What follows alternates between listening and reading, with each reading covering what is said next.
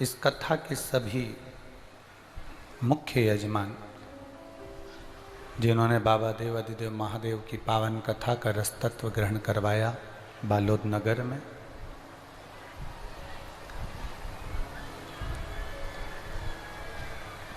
एक मानव की देह, एक मानव का शरीर, मनुष्य की जो देह है, मानव का जो शरीर है, ये बड़ा विचित्र शरीर है।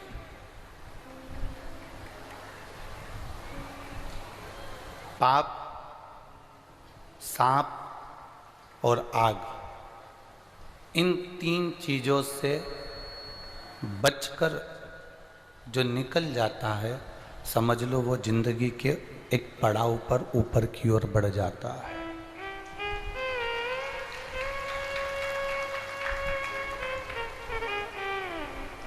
मनुष्य का शरीर मिल जाता है, पाप कर्म थोड़ा ज्यादा होने लगता है।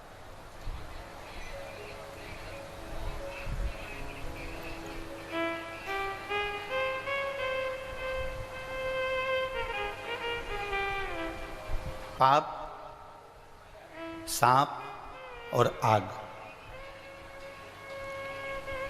इससे थोड़ी सी दूरी बनाकर रखिए। अगर मानव की देह मिल जाए, मनुष्य का शरीर मिल जाए, तो प्रयास ये करिएगा कि हम इस शरीर के द्वारा किसी का दिल ना दुखाएं, हम इस शरीर के द्वारा कोई गलत कार्य ना करें।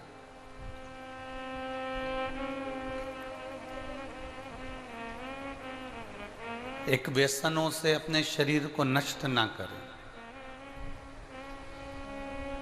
तुम्हारी 50,000 की 1,00,000 की गाड़ी में पेट्रोल खत्म होने पर कोई गटर का पानी नहीं डालता, कोई नाली का पानी नहीं डालता। यहाँ जितने बैठे हैं इसमें से कोई ऐसा व्यक्ति नहीं कि अपनी गाड़ी का पेट्रोल खत्म हो जाए तो उसमें पानी डालकर चलाया जाए। 50,000 की 1,00,000 की गाड़ी को गटर के पानी से, नाली के पानी से कोई अपनी गाड़ी को नहीं चलाता, तो हमारी तो ये शरीर करोड़ों का है, फिर मदिरा रूपी पानी को डालकर इस शरीर को क्यों बेकार में चला रहे? कीमती है ये शरीर, हमारी किडनी, हमारा लीवर, हमारा फेफड़ा, हमारी आंतें, हमारा हृदय, हमारे नेत्र, हमारी श्रवण शक्ति, हमारी वाणी बड़ी कीमती है। इन कीमती शरीर को हम क्यों गलत तरीके से इसको अपने जीवन को बेकार करें?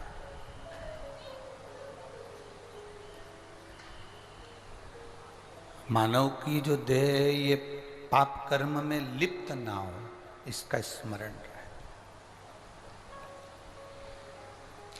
अगर ये मानव की देह पाप कर्म में लिप्त होती है तो फिर मानव का शरीर मिलना बेकार है।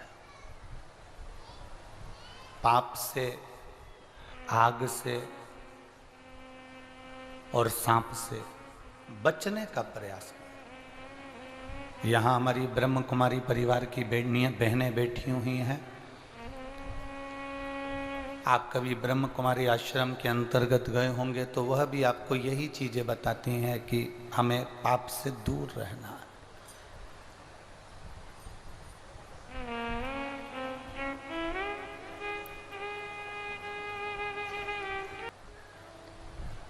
पानी में डूबने वाले को बचाना सरल है, पानी में डूबने वाले को बचाया जा सकता है, पर प्याली में डूबने वाले को बचाना कठिन है और बचाया नहीं जा सकता।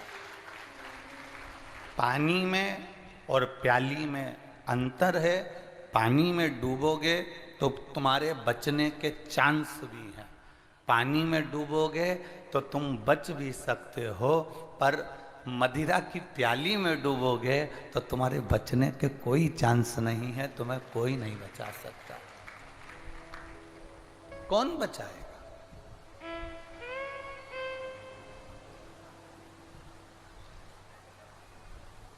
आपकी अविरल भक्ति, आपका विश्वास, आपकी दृढ़ता आपको परमात्मा के करीब में ले जाती है।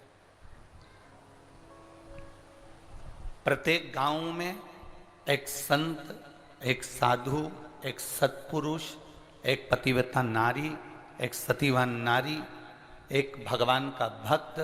प्रत्येक गांव में जैसे पीपल का वृक्ष होता है, हनुमान जी का मंदिर होता है, भगवान का मंदिर होता है, भैरव जी का मंदिर होता है, या कोई देवी जी का, शीतला माता का ओटला होता है, मंदिर होता है, वैसे ही प्रत्येक गांव में एक संत होता है, प्रत्येक गांव में कोई एक भक्त होता है, प्रत्येक गांव में कोई एक पतिव्रता धर्म का पालन करने वाली एक नारी होती है, सात्वित्व को धारण करने वाली कोई एक नारी होती है। प्रत्येक गांव में भगवान ने एक ना एक संत, भक्त या नारी या सत्पुरुष को भेज कर रखा होता है, जिससे उस गांव में कोई तकलीफ नहीं आती है, वो गांव कभी नष्ट नहीं होता है, उसके तप बल के कारण, उसके भजन के कारण, उसके कीर्तन के कारण, उसके मंत्र बल के कारण। सारे नगर में, सारे जगह में कोरोना आए, सारे जगत में लोगों को मालूम पड़े कि वोमिटिंग हो रही है, सभी जगह बड़े बड़े शहरों में बड़ी बड़ी बीमारियां आ रही हैं, शहरों से लगे हुए गांवों में मान लो कोई बीमारियां आ रही हैं, और आपका गांव बीमारी नहीं आई, आपके गांव में बीमारी आई भी तो कुछ लोगों को छू कर चली गई, और हमारा गांव एकदम अच्छा बना रहा, तो समझ लेना कि अपने गांव में कोई सती नारी है, कोई सत्पुरुष है, हमारे गांव में कोई ना कोई भगवान का भक्त जरूर है, इसलिए हमारा गांव बचा हुआ है, हमारा गांव श्रेष्ठ है, बचा हुआ है। तीर्थ करने जाओ, कहीं घूमने के लिए जाओ, आप जाओ तो आपके साथ में कोई एक भक्त को, भगवान के भजन करने वाले को, भगवान की भक्ति को धारण करने वाले को, भगवत स्मरण करने वाले को साथ लेकर जाओ।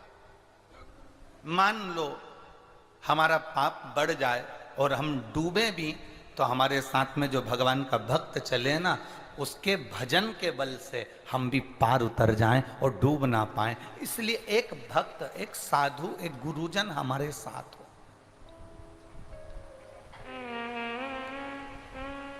शरीर का काम है वो पाप करवाएगा, शरीर का काम है वो गलत दृष्टि देगा, शरीर का काम है वो गलत जगह पर ले जाएगा, शरीर का काम है वो गलत विचारों को देगा, शरीर का काम है वो गलत सोच भी प्रदान करेगा। पर आपका काम क्या है, आपका कार्य क्या है? भगवत भजन की ओर तल्लीन रहना।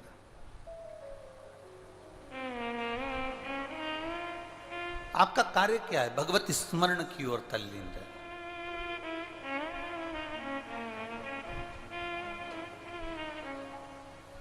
शरीर कहेगा कि चलो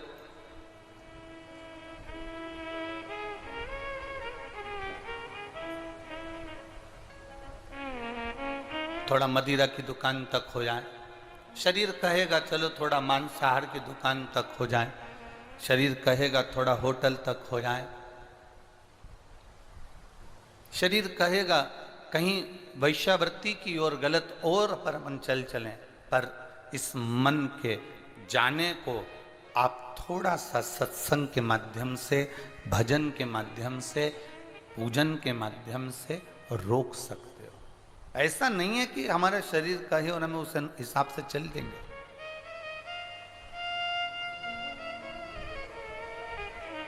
महाराज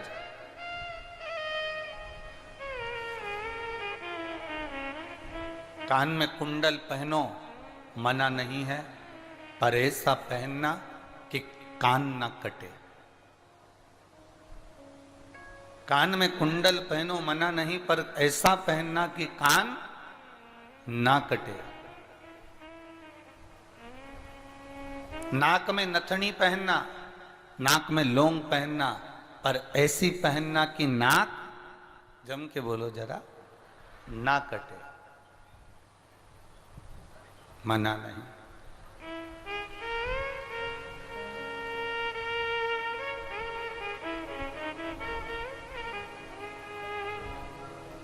और संसार में खूब रह लो,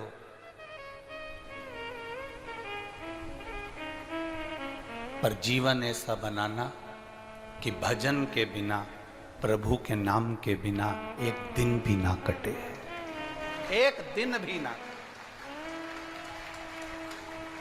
कान में कुंडल पहनो पर ऐसा पहनो कि कान ना कटे, नाक में नथनी पहनो, लौंग पहनो पर ऐसी पहनो कि नाक ना कटे, और संसार में खूब अच्छे से रह लो पर अपने जीवन को ऐसा बनाना कि भगवान के भजन बिना, भगवान के पूजन के बिना, एक लोटा जल के बिना हमारा जीवन ना कटे। जब तक मैं मंदिर ना जाऊं तब तक मेरा मन ना लगे, जब तक मैं भगवत भजन ना करूं, जब तक मैं भगवत स्मरण ना करूं तब तक मेरा चित्त ना लगे, तब तक मेरा मन बेचैन रहे जाने को भगवान की भक्ति की ओर, भगवान के भजन की ओर। आज बालोद नगर के बालोद में जो कथा हो रही है, पूरे बालोद में ऐसी कोई रोड नहीं है जो खाली हो। प्रत्येक रोड में लाखों से लाखों भक्त भरे पड़े हुए हैं, प्रत्येक रोड पर। शहर की स्थिति तो हमको नहीं कर सकते क्योंकि हम शहर के बाहर रह रहे हैं, अंदर जाने की हमको परमिशन भी नहीं क्योंकि इतनी भीड़ में कहाँ जा पावे। पर शहर की स्थिति हम नहीं कर सकते और हम आते भी बाहर जंगलों में से आते, जंगलों में से चले जाते, तो हमको तो अंदाजा नहीं लग पाता। पर आज जंगल की स्थिति यह है कि वहाँ चारों तरफ लोग पेड़ों की छांव में, गाड़ियों पर, नहर के किनारे, तालाब के किनारे, जहाँ जिसको जगह मिल रही है, छतरियों में, पन्नियों में, दुकानों में, रोडों पर, वृक्ष के नीचे, गाड़ियों के नीचे, जहाँ जिसको जगह मिल रही है वो वहाँ बैठा है। शायद हमारे जीवन की ये पहली ऐसी कथा होगी जिसमें 7 से 8 पंडाल लगे, उसके बाद भी भक्त रोड पर हैं।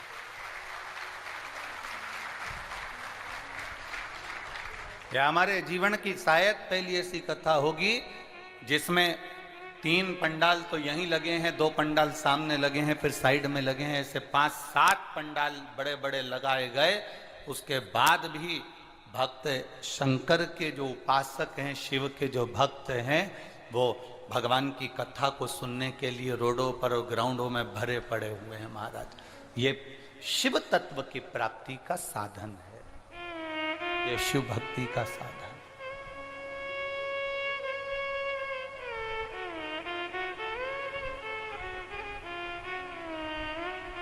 आज बड़ी प्रसन्नता हो रही है हमें आपको यहाँ पर पाकर, यहाँ पर बैठा हुआ देखकर, इस कथा के पंडाल में आया हुआ देखकर।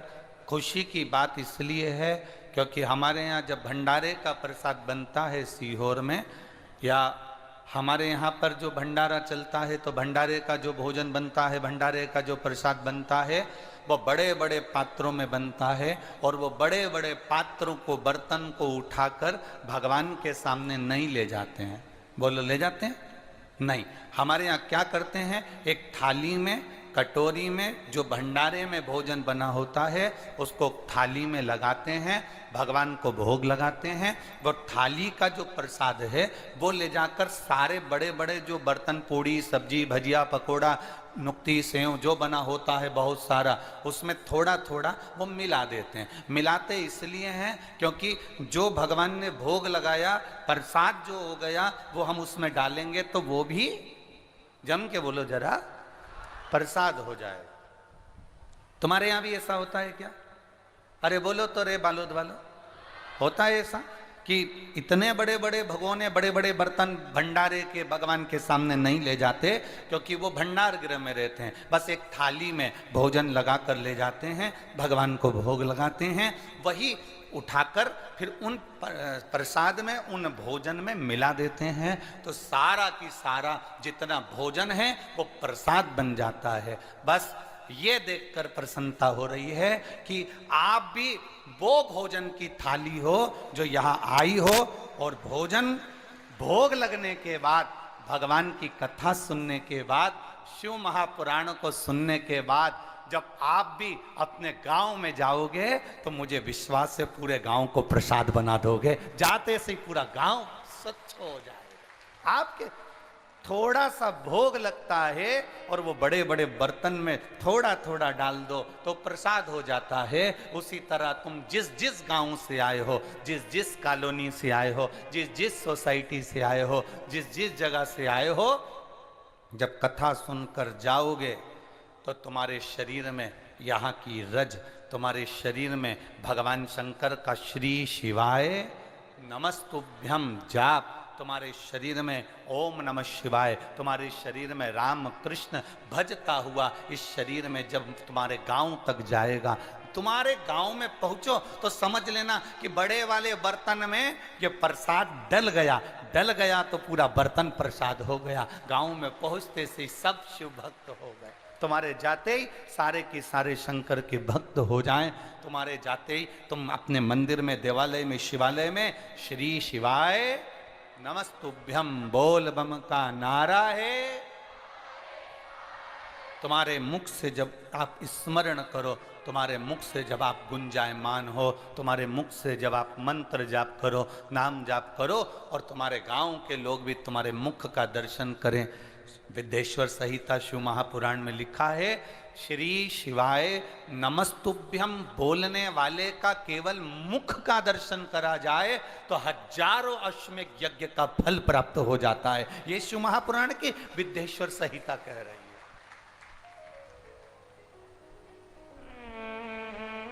ये शिव महापुराण की विद्येश्वर संहिता वर्णन कर रही है।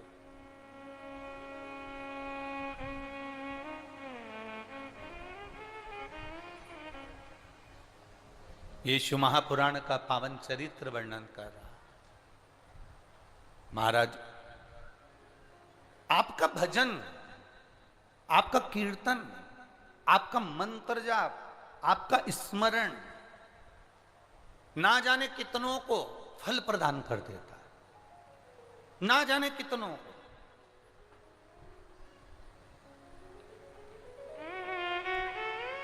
शंभु,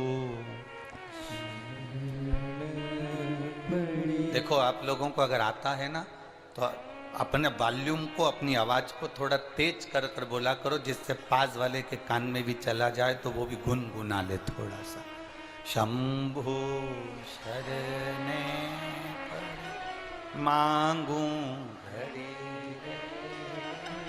दुख काट, दया करी ने दर्शन। शंभु शरण पड़े मांगो घड़ी दुख काटो, दया करी ने दर्शन। एक थोड़ा सा प्रसाद भगवान के बड़े बड़े बर्तन में डाला जाए तो वो पूरा प्रसाद हो जाता है।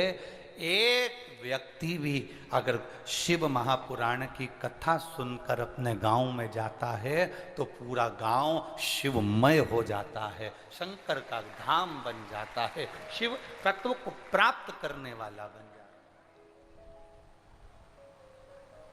है। साधुवाद है यहाँ की कलेक्टर महोदय, एसपी महोदय, एसडीएम, एसएसपी, डीएसपी, टीआई और संपूर्ण पुलिस प्रशासन, संपूर्ण मेडिकल, संपूर्ण नगरपालिका, संपूर्ण प्रशासन को, जिन्होंने इस कथा में आज अपार जनता को, हम कहेंगे लगभग 18 लाख से ऊपर भक्त यहां पहुंच चुके हैं।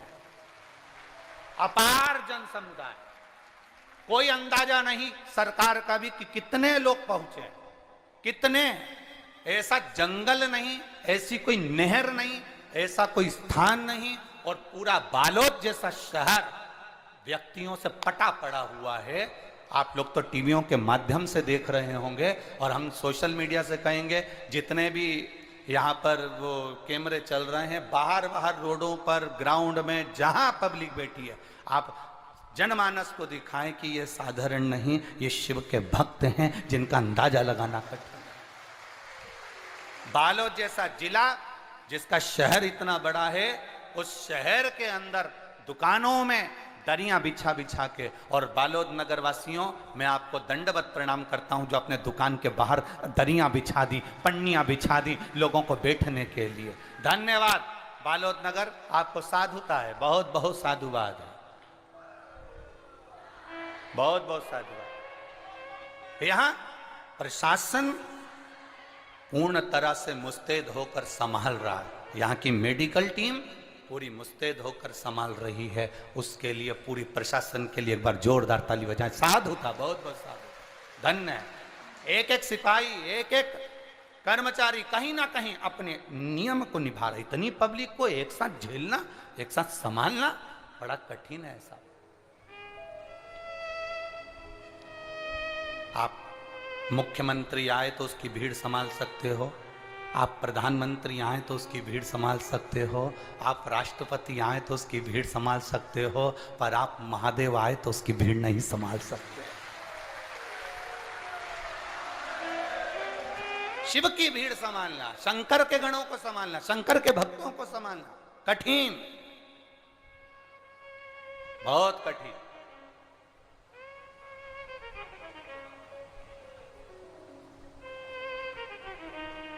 और बिना निमंत्रण के ये जितने बैठे हैं, एक के पास भी ना तो पीला चावल गया, न पत्रिका गई, न पंपलेट गया, न बैनर गया। बस उन्होंने सुन लिया कि बालोद में कथा है और अपने को श्रवण करना है और पहुंचना है, बस भाव से पहुंच गए। ना पत्रिका, ना निमंत्रण, ना कुछ, ना तुम्हारे आने के लिए बस लगवाई गई, ना गाड़ियां लगवाई गई, ना कोई तुमको लेकर आने के लिए कुछ लगाया गया। ये तो आपके दिल में जो महादेव बैठा हुआ है, तुम्हारे हृदय में जो मेरा बाबा बैठा हुआ है, तुम्हारे चित्त में जो मेरा शंभु विराजमान है, वो शंभु तुमको यहाँ तक लेकर आ गया और वही तुमको कथा सुनाकर तुम्हारे दरवाजे, तुम्हारे घर तक भेज गए। कोई शंभु,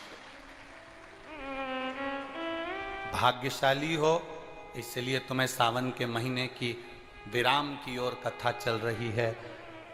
कितने किस्मत वाले हो कि कल सोमवार भी है, प्रदोष भी है और सावन का और शिवरात्रि, शंकर भगवान की पावन कथा का तत्व भी। ये कितना किस्मत, क्या भाग्य। थोड़ा सा प्रसाद बड़े बड़े पात्रों में डाला, पात्र पूरा प्रसाद बन गया। उसी तरह एक व्यक्ति भी अगर कथा सुनकर अपने गांव में गया और गांव में जाने के बाद उसके मुख से भगवान का नाम निकलता रहा, श्री शिवाय नमस्तुभ्यम निकलता रहा, तो समझ लो कि पूरा गांव एक ना एक दिन प्रसाद जरूर बनेगा और उनके मुख से श्री शिवाय नमस्तुभ्यम जरूर निकलेगा, उनके मुख से भगवती स्मरण जरूर निकलेगा। और लुटा दिया भंडार काशी, कर दिया माला काशी। ये भक्ति के बल को हमें बढ़ाना है, भक्ति के बल को हम जितना बढ़ाएंगे, हम कहीं ये विचार कई लोगों के मन में आ जाता है, हम फिर कहेंगे कि मानव का शरीर बड़ा कीमती शरीर है, इसको ये तंबाकू गुटखा से या गंदा गटर के पानी से या मदिरा के पानी से इस शरीर को खराब मत करो। तुम्हारी 50 लाख की गाड़ी में गटर का पानी डालकर चलाओगे तो गाड़ी कोई चलेगी क्या? उसी तरह ये करोड़ों का शरीर भगवान ने दिया, एक एक किडनी 10-10, 20-20 लाख की दे दी, लीवर 25 लाख का दे दिया, आंखें लाखों की दे दी, कान लाखों के दे दिए, हाथ पैर लाखों के दे दिए। जरा विचार तो करो, ओरिजिनल चीज जब शरीर की चली जाती है और हॉस्पिटल में डुप्लीकेट घुटना डलता है तो कितना चलता है? कोई काम का रहता है वो? असली चीज भगवान ने तुमको देकर भेजा है। और इस गाड़ी की कीमत को समझ लो, इस शरीर की कीमत को समझ लो, तो व्यसन से दूर रहो। जितना व्यसन से दूर रहोगे उतना तुम्हारी जिंदगी सार्थक हो जाएगी, जितना तुम व्यसन से दूर रहोगे उतना तुम्हारा जीवन धन्य हो जाएगा, उतना जीवन धन्य।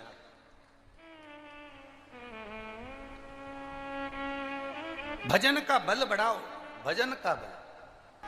खाली न जाता कोई दर से तुम्हारे, खाली न जाता कोई दर से तुम्हारे, मैं भी खड़ी हूँ नन्ही बाहें पसारे।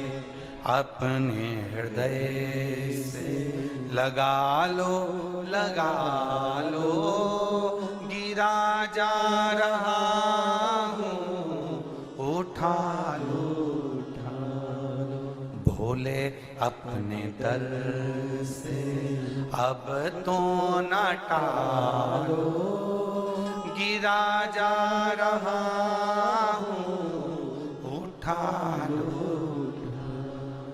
शिव आराधना में जो रम गया, थोड़ा समय लग सकता है, थोड़ा दुख अगर भारी है कटने में समय लग सकता है, पर आप अपने विश्वास को डिगने मत दो, आप अपने भरोसे को टूटने मत दो। आपका अगर भरोसा नहीं टूटा, आपका अगर विश्वास नहीं छूटा, तो समझ लो कि मेरा महादेव तुम्हारे साथ कदम से कदम मिलाकर चल रहा है। मेरा शिव आपके साथ है, हर पल हर घड़ी हर क्षण मेरा महादेव तुम्हारे साथ में।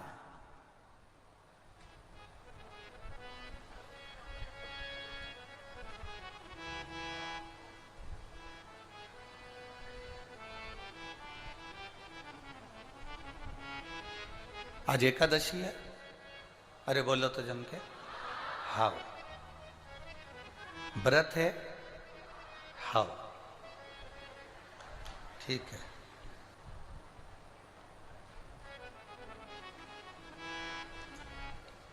बहुत सारे लोग हैं,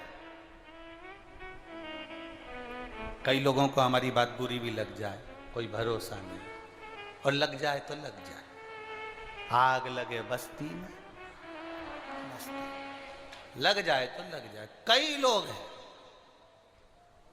गूगल पे सर्च कर रहे हैं, कई लोग हैं यूट्यूब पे सर्च कर रहे हैं, कई लोग हैं फेसबुक पे सर्च कर रहे हैं आज कौन सी एकादशी है, और एकादशी के साथ में आज क्या खाऊं,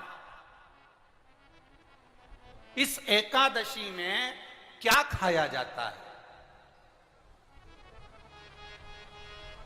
कई लोग सर्च कर रहे हैं। प्रदोष का व्रत है, प्रदोष के व्रत में आज मान लो मंगलवार का प्रदोष है, मान लो सोमवार का प्रदोष है, मान लो गुरुवार का प्रदोष है, तो प्रदोष में मैं क्या खाऊं, आज के व्रत में क्या खाया जाए। लोग नेट पर सर्च करते हैं, लोग गूगल पर सर्च करते हैं, किताबों में ढूंढते हैं, पोथी पुराणों में ढूंढते हैं क्या खाया जाए।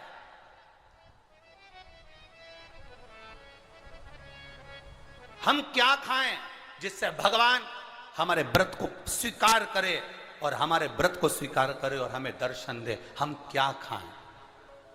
हमारा तो केवल इतना सा निवेदन है, किसी भोले व्यक्ति का, किसी गरीब व्यक्ति का धन मत खाओ, प्लाट मत खाओ, उसका पैसा मत खाओ। अगर तुमने उसका प्लाट नहीं खाया, उसका पैसा नहीं खाया, उस गरीब व्यक्ति का, उस भोले व्यक्ति को तुमने धोखा देकर कुछ अगर खा लिया, तो समझ लो कि भगवान तुम्हें माफ नहीं करेगा। तुम कुछ खाओ चाहे मत खाओ, पर किसी सीधे, किसी भोले और किसी गरीब व्यक्ति का हक मत खाओ, तुम्हें व्रत का फल मिल जाए, तुम्हें व्रत का फल प्राप्त हो जाएगा। हम क्या खाएं कि हमें व्रत का फल मिल जाए। हम दिन भर भूखे रहें, व्रत कर भी लें और किसी गरीब व्यक्ति का हम धन खा जाएं, किसी को हम अपशब्द कह दें, ताने दे दें, गाली दे दें, आड़ा टेढ़ा कह दें, और किसी का पड़ा हुआ जरा सा मोबाइल उठाकर खा गए, किसी का थोड़ा सा सामान उठाकर रख लिया, तो ये इससे कभी परमात्मा प्रसन्न हुआ है क्या? बोलो री जी जी, छत्तीसगढ़ वालियों, दिल से बोलो जरा, भगवान प्रसन्न हो जाएगा क्या? नहीं। तुम दिन भर के भूखे हो और तुम क्रोध कर रहे हो, तुम दिन भर के भूखे हो और चिड़चिड़ कर रहे हो, तुम दिन भर के भूखे हो और तुम गलत काम कर रहे हो और सोचो कि भगवान आज मेरा व्रत है, भगवान मुझ पे प्रसन्न हो जाए। भगवान कहते हैं मैं ऐसे प्रसन्न नहीं होता। प्रसन्नता के लिए तुम क्या खा रहे हो मुझे उससे मतलब नहीं। भगवान तुम्हारे ये नहीं देखेगा कि तुमने व्रत में क्या खाया था क्या नहीं खाया था। भगवान तो ये देखेगा कि जिस दिन तेरा व्रत था तूने किसी गरीब का दिल तो नहीं दुखाया था। बस परमात्मा ये देखेगा। भगवान केवल इतना देखेगा कि तुमने, भगवान ये नहीं देखेगा कि सावन महीने में जो एकादशी पड़ी थी उसमें इसने क्या खाया था, हिसाब लगाओ क्या क्या खाया था। तो तुम्हारा हिसाब थोड़ी ना लगाया जाएगा कि साबूदाने की खिचड़ी खाई थी कि बगर खाया था कि पूड़ी खाई थी कि वेपर्स खाया था कि तुमने ये खाया कि खीर बना के खाई। भगवान ये हिसाब नहीं देखेगा। भगवान ये देखेगा कि इसकी एकादशी का व्रत था, इसका प्रदोष का व्रत था, इसका सोमवार का व्रत था, इसका शिवरात्रि का व्रत था, इसका सोमवार की अष्टमी का व्रत था, इसने किसी का दिल दुखाया था कि नहीं दुखाया जा। ये भगवान देखेगा, तुम्हारे खाने को नहीं देखता। भगवान तुम्हारे उस व्यवहार को देखता है कि व्रत वाले दिन तुमने भजन कितना किया, व्रत वाले दिन किसी गरीब का दिल तो नहीं दुखाया, व्रत वाले दिन तुमने किसी के हृदय को चोट तो नहीं पहुंचाई, व्रत वाले दिन तुमने किसी को अपशब्द तो नहीं कहा, व्रत वाले दिन तुमने कोई आड़ा टेढ़ा कार्य तो नहीं करा। इसलिए परमात्मा के व्रत के साथ में एक नियम भारी रखो। आज अगर मेरा व्रत है, मैं अगर कुछ छोड़ भी रही हूं, कुछ खा भी रही हूं, तो ये विचार करना कि मैं किसी के दिल को ना दुखाऊं, मैं किसी के हृदय को चोट ना पहुंचाऊं, मैं किसी के चित्त को कोई चोट ना दूं। मरने के बाद कितने लोगों को भोजन कराया ये मायना नहीं रखता। मरने के बाद तुम कितने लोगों को भोजन कराए ये मायना नहीं रखता। मायना ये रखता है कि तुम जिंदा जी कितने लोगों को भोजन कराए, वो जरूरी है। तुम्हारे गांव में शिव महापुराण की कथा हुई, बालोद में शिव महापुराण की कथा हुई, सावन का महीना, 5 दिन की शिव पुराण की कथा मिली, 5 दिन की शिव महापुराण की कथा मिली। तुम्हें धन्यवाद देना चाहिए। ये जितने भी यजमान परिवार हैं, इन सभी यजमानों को हम तो देखो इस व्यासपीठ से केवल ये कामना कर सकते हैं। हम ये जानते हैं 5 यजमान, 10 यजमान, 20 यजमान, 25 यजमान, 30 यजमान, 35 यजमान, 40 यजमान, 50 यजमान, जितने भी यजमान हैं, हमारी जिह्वा पर उनका भले नाम ना आए, पर इतना याद रखना कि तुम वो यजमान हो जिसको शंकर भगवान ने पसंद कर कर रखा है, उसको पसंद। वो महादेव ने तुमको पसंद कर कर रखा है। कोई कोई सोने की रकम ऐसी होती है जो किसी को दिखाई नहीं देती, कोई कोई सोने की रकम ऐसी होती है जो किसी को दिखाई नहीं जाती। उसमें ये यजमान जितने भी बने हुए हैं, आप वो हीरा हो, वो सोना हो, भगवान को धन्यवाद देना कि ये 5 दिन की कथा के हमें यजमान पद मिले। हम अगर थोड़ा बहुत देकर भी अगर कहीं यजमान पद प्राप्त करे तो ये उसकी उदारता होगी, कुछ तो उसने कृपा करी होगी जो हमारी जिंदगी संवार दी होगी। नाम मूल नहीं है, बैनर मूल नहीं है, शब्द मूल नहीं है, मूल है आपका किया गया समर्पण।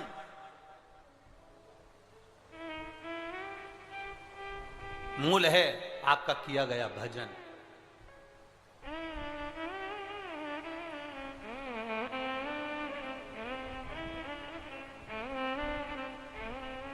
मूल भगवत स्मरण है।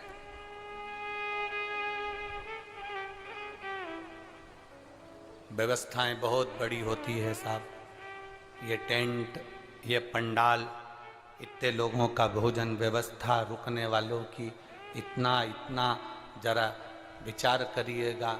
आज के ज़माने में इतनी व्यवस्थाएं करना बहुत कठिन होता है, पर यजमान लोग जब आपस में जुड़ते हैं और जब हमारे गांव का, नगर का भाग्य प्रबल होता है, तब जाकर ये शिव पुराण की कथा अपने नगर में होती है। तब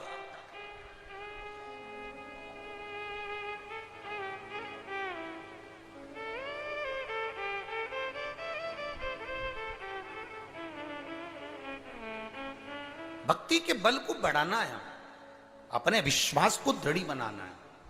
मरने के बाद कितने लोगों को भोजन कराओगे? मरने के बाद तुम्हारा बेटा कितनों को भोजन करा रहा है? मरने के बाद तुम्हारी बहू कितनों को साड़ी दे रही है? मरने के बाद तुम्हारी बहू कितनों को सुहाग सामग्री दे रही है? मरने के बाद तुम कितनों को भोजन करा रहे हो वो जरूरी नहीं।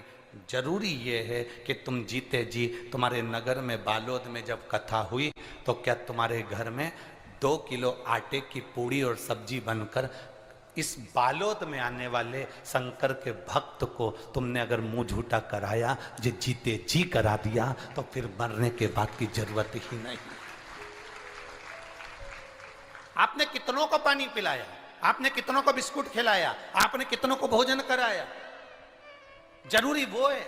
ये शिव महापुराण की कथा एक तत्व प्रदान करती है, एक शिव महापुराण की कथा एक आनंदता प्रदान करती है। आज पूरे बालोद में यह आनंद है कि ऐसा लग रहा है जैसे कि कोई दिवाली आ गई हो, कोई दशहरा हो, कोई आनंद हो। हमारे नगर में एक खुशियां अपने आप समाहित हो जाती हैं। नहीं तो आज के जमाने में तो त्योहार भी फीके हो गए साहब। आज के जमाने में त्योहार भी फीके हो गए। इतना फीका कर दिया विरोधियों ने, इतना फीका कर दिया विधर्मियों ने कि जब देखो जब त्योहार आता है और ये अपनी चाल चलना प्रारंभ कर देते हैं। मावा नकली है, दूध नकली है, मावा नकली है, दूध नकली है, और इनकी निगाह में वो चॉकलेट असली है। घर के पकवान नकली, घर का भोजन नकली, भारत की भूमि पर बनने वाला पकवान गुलाब जामुन, इमरती, भजिया, पकोड़ा, खोपरा पाक, अपने घर में बनने वाला गुजिया, पपड़िया, सब नकली है। बस बाजार जाओ, रक्षाबंधन का त्योहार है, एक टॉफी भाई बहन को, बहन भाई को दे दे और इसको त्योहार कहते हो। त्योहार वो होता है जो घर की माँ घर में मिठाई बनाए और बच्चों को खिलाए, उसको त्योहार कहते हैं।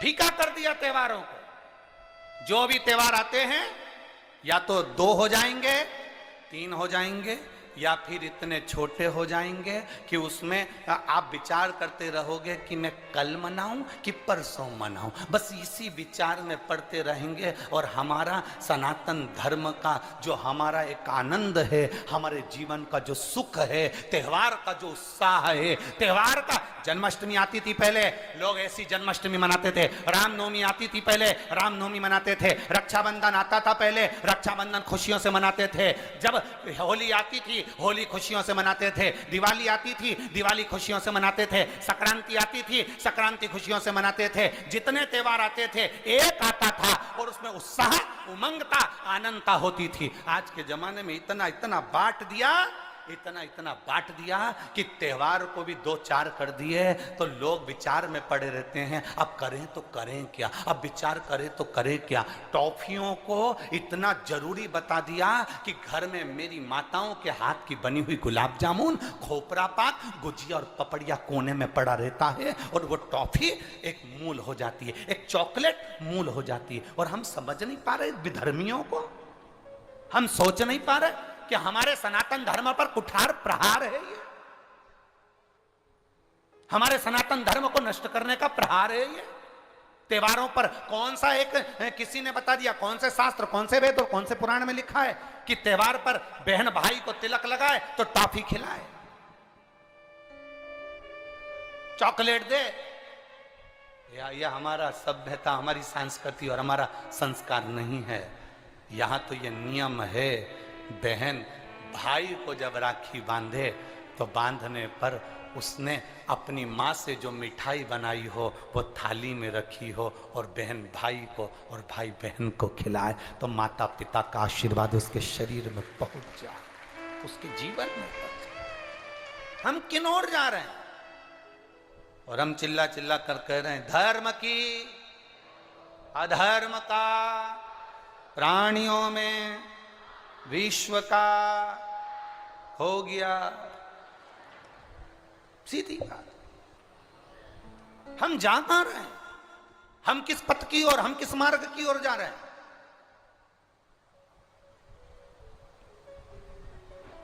भ्रम में पड़ गया, विचारों में पड़ गया, हम भ्रमित हो रहे हैं, भ्रमित। एक ने कह दिया, सियोर वाला महाराज कहता है शंकर जी पे चढ़ा हुआ जल पीना चाहिए, सियोर वाले महाराज कहते हैं बेलपत्री चढ़ी हुई खाना चाहिए।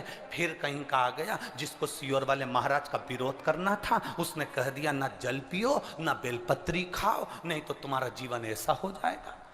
ये विरोध शास्त्र का नहीं है, ये सियोर वाले महाराज का है कि इन्होंने अगर बोला है तो उसका विरोध करना, इन्होंने बोला दुर्वा चढ़ाओ उसका विरोध करना, इन्होंने बोला चावल चढ़ाओ इसका विरोध करना। और दुनिया के लोग उनके झाले में पड़ जाते हैं। हमारा नियम निवेदन है, ना तुम सीहोर वालों की मानो ना तुम किसी की मानो। गीता प्रेस गोरखपुर की शिव पुराण बाजार से लेकर आओ, उसको दिल से धीरे धीरे पढ़ो, उसमें सब मिल जाएगा तुमको जो सीहोर वाला अपनी व्यासपीठ से बोलता है। स्कंद पुराण लाओ, नर्मदा पुराण लाओ, लिंग पुराण लाओ, देवी भागवत लाओ, ब्रह्म विवर्त पुराण लाओ, सारी पुराणों को घर में लाकर रखिए और एक एक पुराण का धीरे धीरे अध्ययन करो कि सियोर वाला महाराज कहीं अलग जगह से तो नहीं बात रहा। एक एक पुराण का अध्ययन करो। केवल फेसबुक, यूट्यूब और मोबाइल पर ज्ञान नहीं मिलता कि आप थोड़ी देर खोल के बैठकर आपने ज्ञान ले लिया, ये तो हमने पढ़ा था शास्त्र में ऐसा। शास्त्र को पढ़िए, वेद को पढ़िए, अपने पुराणों को पढ़िए, उसका अध्ययन करिए कि बेलपत्री का चरित्र कहां वर्णन करा।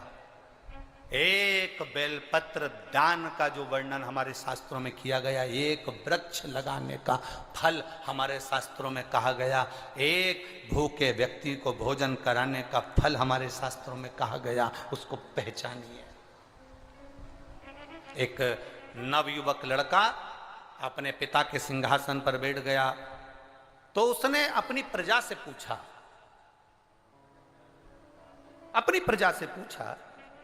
कि सारे प्रजावासी आए और उनसे पूछा, ये बताओ कि मेरे दादाजी के समय का राज्य अच्छा था कि मेरे पिताजी के समय का राज्य अच्छा था कि मेरे समय का राज्य अच्छा है।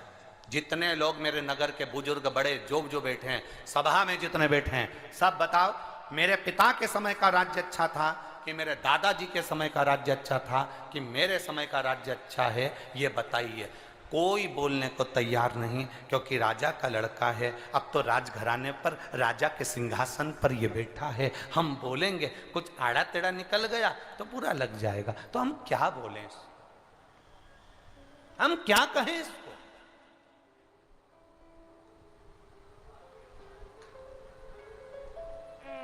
हम क्या वर्णन करें इसको, नहीं बोल, क्या बखान करें हम इसको, कोई नहीं बोला। तब एक बुजुर्ग, एक बूढ़ा सा व्यक्ति बोला, महाराज मैं कहना चाहता। राजा ने कहा खुशी खुशी बोलिए, हमारे दादा के समय का राज्य अच्छा था, हमारे पिताजी के समय का राज्य अच्छा था कि हमारे समय का राज्य अच्छा है, बताओ। इतने में बूढ़ा व्यक्ति बोला, मैं ये तो नहीं बता सकता पर इतना जरूर बता सकता हूं, जब हम बाल्यावस्था में थे, आपके दादाजी का जब राज्य चल रहा था, उस समय पर मेरे जीवन में घटना घटी। क्या घटना घटी? घटना ये घटी कि एक बार मैं लकड़ी काटने जंगल में गया, जंगल से लौट रहा था तो एक सुंदर अबला स्त्री रो रही थी। एक सुंदर अबला स्त्री एक जंगल में रो रही है।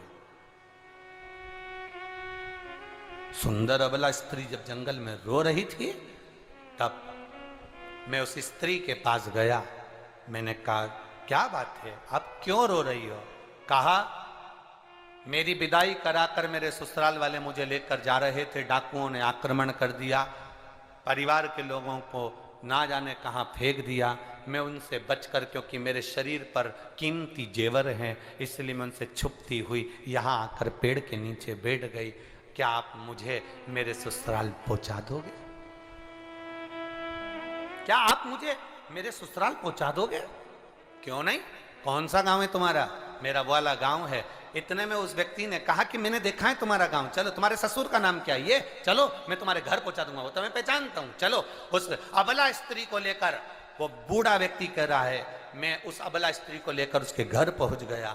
मैंने सारा चरित्र सुनाया। उसका ससुर इतना खुश हुआ। मेरी बहू के तन पर जेवर हीरे का था, पूरा शरीर कम से कम लाखों का था उसके तन पर जेवर, और तुम मेरी बहू को यहाँ तक लेकर आए हो। मैं तुम्हें ये 15,000 का इनाम देना चाहता हूँ, 15,000 सोने की मोहरें देना चाहता हूँ। और उस व्यक्ति ने कहा कि मैंने वो सोने की मोहरें नहीं ली, 15,000 नहीं लिया। महाराज, मैं वापिस आ गया अपने नगर में। दादाजी चले गए, तुम्हारे पिताजी का राज्य आ गया, समय बीता, मैं जवान हो गया। तब मैंने विचार करा कितना दुख का जीवन जी रहा हूं आज मैं, कितनी तकलीफ की जिंदगी जी रहा हूं मैं आज, और इतनी तकलीफ की जिंदगी मेरी जी रही हूं, इतना तकलीफ की जिंदगी में जी रहा हूं। अरे उस समय मौका मिला था मेरे को, अबला स्त्री मिली थी, अबला स्त्री मिली थी, उसके शरीर का जेवर ले लेता और वह 15,000 सोने की मोहरें ले लेता, तो आज मैं खुश होकर जिंदगी जीता।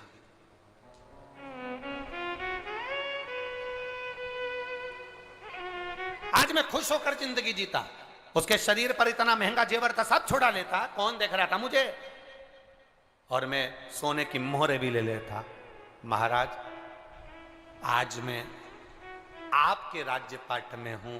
आज मेरे मन में इतना दुख होता है क्योंकि मेरे पास कुछ नहीं है। मेरे मन में आया कि उस अबला स्त्री को भी मैं अपना बना लेता और अपनी पत्नी बनाकर रख लेता। सुंदर बहुत थी, युवान थी, और पैसा भी पूरा ले लेता और जेवर भी पूरा ले लेता। महाराज, आज मैं करोड़ों में खेल रहा होता। तो इतने में राजा के लड़के ने पूछा, तुम हमें कहना क्या चाहते हो?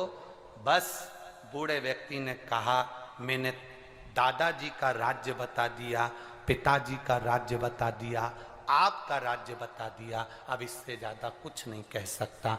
राजा के लड़के के आंख से आंसू बहने लगा।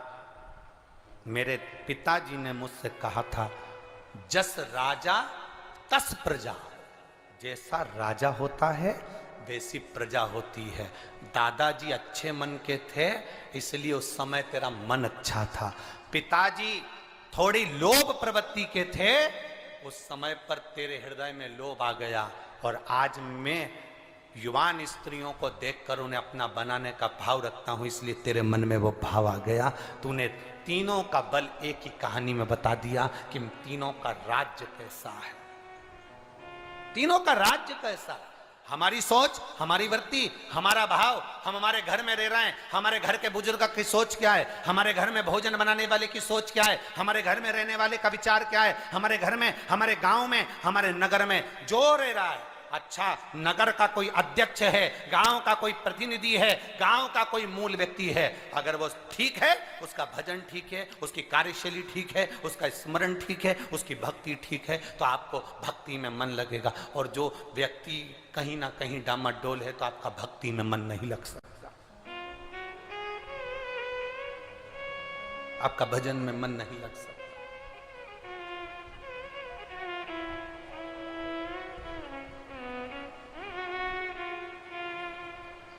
इसीलिए शिव महापुराण की कथा बारंबार कहती आई, शिव महापुराण की कथा बारंबार वर्णन करती आई।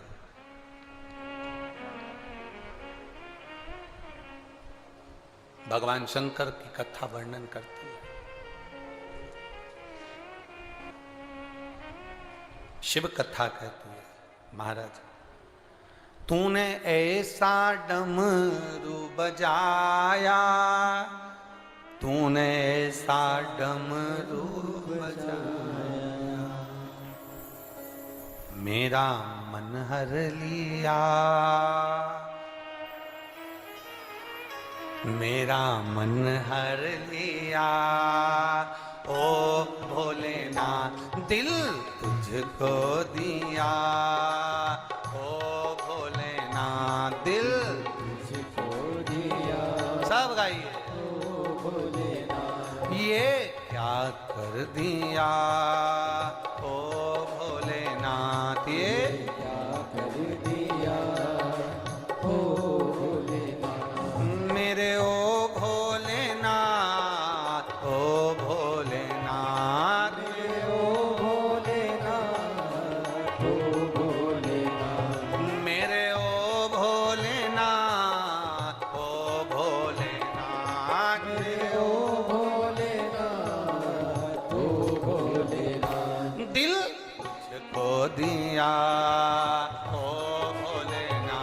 दिल तुझको दिया ओ भोलेनाथ। ये क्या कर दिया ओ भोलेनाथ, ये क्या कर दिया ओ भोलेनाथ। भाव से, बड़े प्रेम से।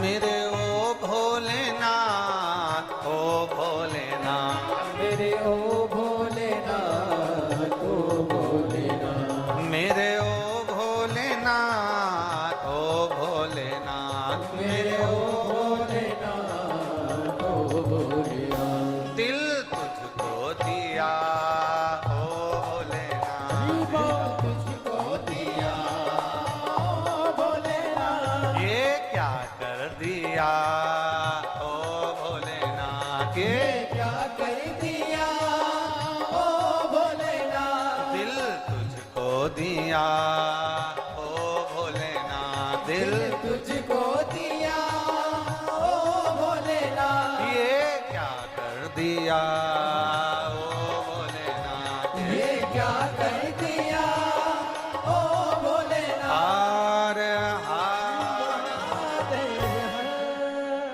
अपने स्थान पर बैठकर भगवान देवाधिदेव महादेव से अपने हृदय की बात कहिएगा।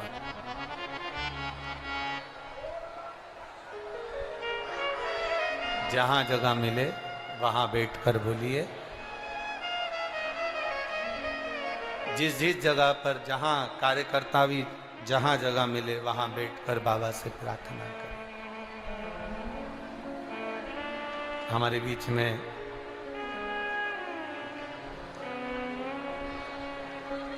महामंडलेश्वर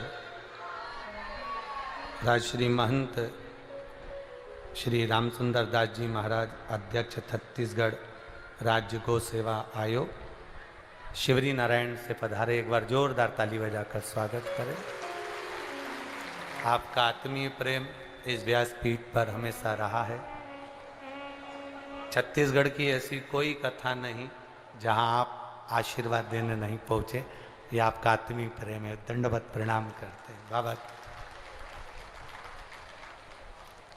रामपद गमन में शिवरी नारायण पढ़ता है,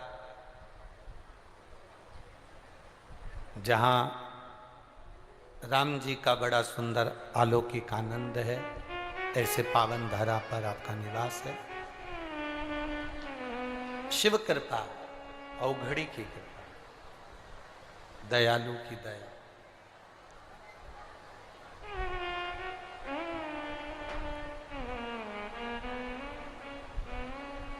सहज नहीं है शिव तत्व। बाबा से दिल से प्रार्थना करिएगा। आज सावन का महीना, एकादशी,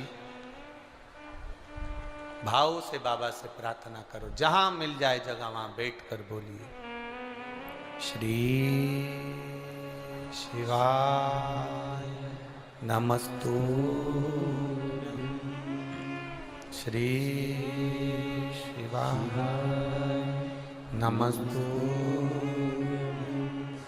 श्री शिवाय नमस्तु, श्री शिवाय नमस्तु, श्री शिवाय नमस्तु। भोला सब दुख काटो मारा, ओ भोला सब दुख काटो मारा, ओ भोला सब दुख काटो मारा। शिव कथा कह रही है। अपने विचारों को शुद्धता की ओर ले। मां पार्वती जी शिव जी को अपना बनाने के लिए पार्थिव शिवलिंगों का निर्माण करती हैं।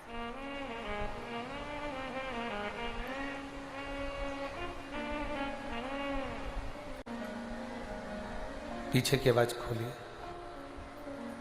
मां पार्वती जी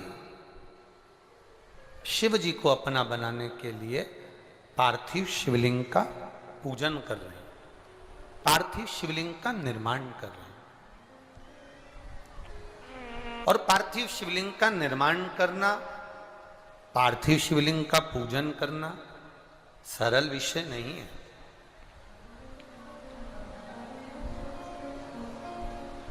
देखिए, कभी अगर मौका लगे आपके जीवन में, हम इतना जरूर कहेंगे, अगर आपके घर में एक बहुत जरूरी है बेलपत्री का वृक्ष। क्या जरूरी है? बेलपत्री का वृक्ष। घर में नहीं लगा सकते हो तो फिर कहीं मंदिर देवालय में जरूर लगाओ। मंदिर देवालय में नहीं लगा सकते हो तो कहीं ना कहीं किसी ना किसी बगीचे में जरूर लगाओ। बगीचे में नहीं लगा सकते तो किसी तालाब, बावड़ी, कुआं, पर्वत आदि के तट पर कहीं लगाएं। आवाज बढ़ाओ पीछे की, और बढ़ा दो पीछे की आवाज। रिटर्न आ रहा है, थोड़ा सा बढ़ाइए। चोंगे की आवाज में बढ़ा दो, चोंगे की। जरूरी है, बेलपत्र का वृक्ष बहुत जरूरी। अगर तालाब, बावड़ी, कुएं पर भी आप अगर बेलपत्र का वृक्ष नहीं लगा पाओ तो फिर प्रयास करो कि रोड के किनारे पर बेलपत्र का वृक्ष।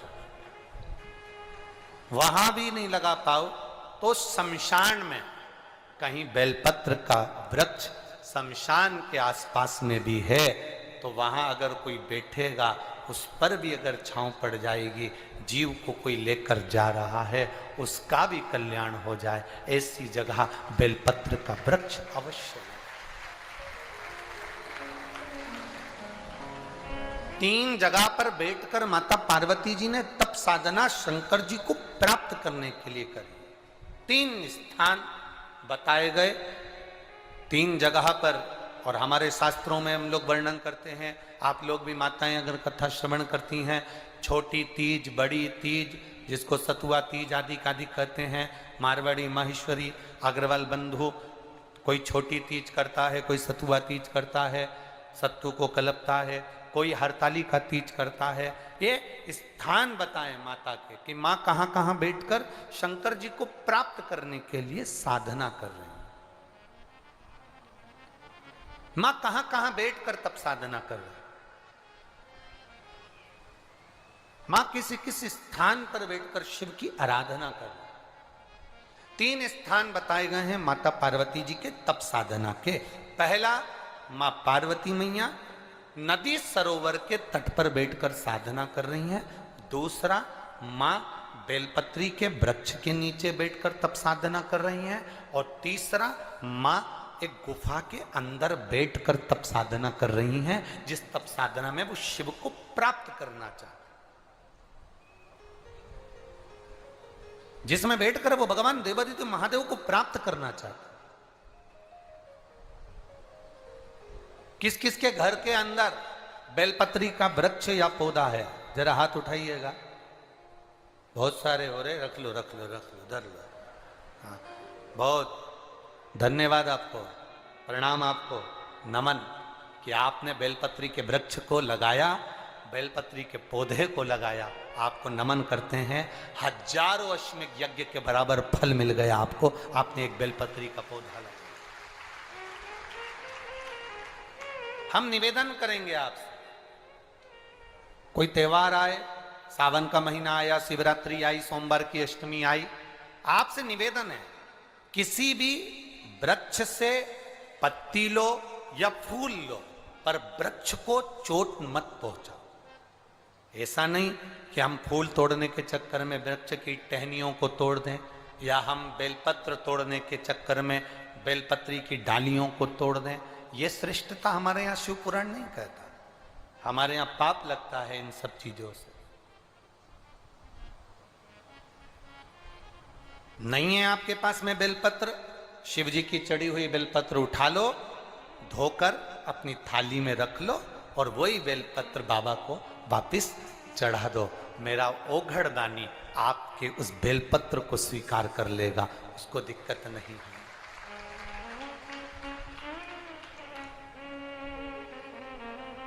मेरा शिव आपको पकड़ता है, मेरा शंकर आपका कल्याण करने के लिए अग्रसर रहता है। एक प्रश्न आपसे कर रहे हैं, उत्तर दोगे क्या? अरे बोलो तो जम के दे दोगे। दो व्यक्ति पानी में डूब रहा है, एक वो व्यक्ति जो आपको चाहता है, आपसे प्रेम करता है, आपसे स्नेह करता है, आपसे प्यार करता है, आपसे प्रेम करता है, और दूसरा वो व्यक्ति जिससे आप प्रेम करते हो, जिससे आप प्यार करते हो, जिससे आप स्नेह करते हो, दोनों पानी में डूब रहा है। अब आप किसको बचाओगे?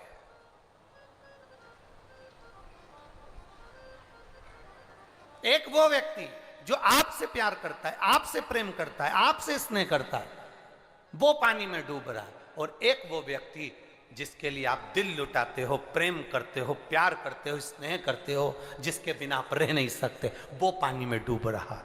दोनों में से किसको बचाओगे? पहले नंबर का, 2 नंबर का, 2 नंबर, 2 नंबर, 2 नंबर। उधर से दादाजी बोल रहे हैं 1 नंबर का बिल्कुल सही है। बहुत बहुत साधुवाद। कहीं संत बाबा वो क्या? हाँ संत बाबा, एक बार जोरदार ताली बजाओ, बिल्कुल सही निर्णय दिया। बहुत बहुत प्रणाम, साधुता, नमन, बिल्कुल सही निर्णय। एक वो व्यक्ति जो आपको चाहता है, आपको प्रेम करता है, आपको प्यार करता है, और दूसरे नंबर पर वो व्यक्ति जिससे आप प्यार करते हो, जिससे आप प्रेम करते हो, जिससे आप स्नेह करते हो, दोनों पानी में डूब रहे हैं। किसको बचाओगे? तो उसको बचाना जो तुमसे प्रेम करता है। क्यों? क्योंकि जो तुमसे प्रेम करता होगा वो तुम्हें कभी दुखी नहीं देख सकता। जो तुमसे प्रेम करता होगा वो तुम्हें दुखी नहीं देख सकता। जिससे तुम प्यार करते हो, भरोसा नहीं कि वो तुमसे स्नेह करता होगा और तुम्हें सुखी दे दे या तुम्हें सुख दे दे, वो भरोसा नहीं। मेरा भोलेनाथ पहले नंबर का है। वो जल चढ़ाने वाले से तब प्रेम करता है कि अपने भक्त को वो डूबने नहीं देता, निकाल लेता, निकाल लेता। वो चाह रहा है, स्नेह कर रहा है। शंभु शरणे पड़ी मांगू घड़ी ले घड़ी, दुख काटो दया करी दर्शन शंभु शरण पड़ी मांगू घड़ी रे घड़ी, दुख